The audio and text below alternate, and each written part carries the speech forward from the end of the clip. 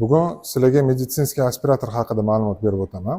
Bu qurilma orqali biz inson tanasidagi har xil turdagi fiziologik suyuqliklarni tez va samarali ravishda olib tashlashda foydalanamiz.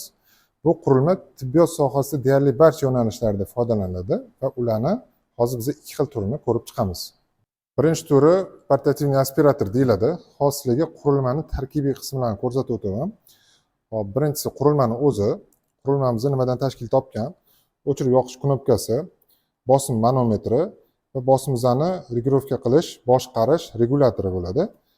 Bu yog'ida pitaniyamiz kiradigan raz'yomimiz bor va maxsus bankamizni qo'yadigan o'zini joyi bo'ladi.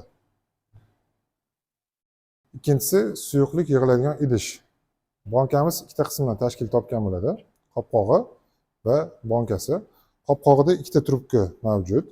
Birinchi trubka bu bemordan tortilgan suyuqlik uchun, ikkinchi trubka bankani qurilmaga ulash uchun ishlatiladi. Trubkani osonroq ajratib olish uchun e'tibor bersanglar, qurilmadan keladigan trubkani ulaydigan joyimizning tagida poplavok bor. Poplavokning vazifasi bankadagi maksimal darajadagi suyuqlik yig'ilganda, ya'ni bu bankamiz 1 litrli banka. Shu 1 litrli hajmda suyuqlik yig'ilganda suyuqlikni qurilmani ichidagi motorga o'tkazib olmasligi uchun bosimni bloklaydi.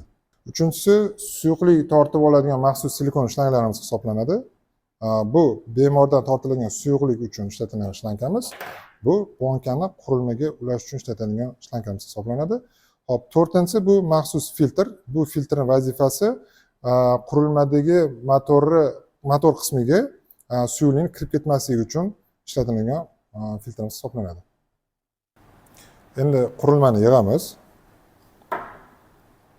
Bankani o'zim joyiga qo'yamiz. Qurilmadan bankaga ulanadigan shlankamizni ulaymiz. Bemordan tortiladigan suyuqlik uchun shlankamizni ulaymiz. Hop, qurilmamiz ishlatishga tayyor. Endi uni suv bilan tekshirib ko'ramiz.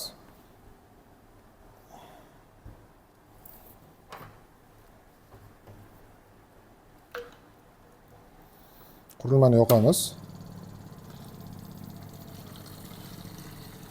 Hali aytib o'tgandek, mana bu regulyator, boshqaruv regulyatori orqali bosimimizni boshqarishimiz mumkin. Hozir maksimalniy bosimga qo'yamiz. Mana ko'rib turibsizlar, qanaqa darajada apparatimiz ishlayapti.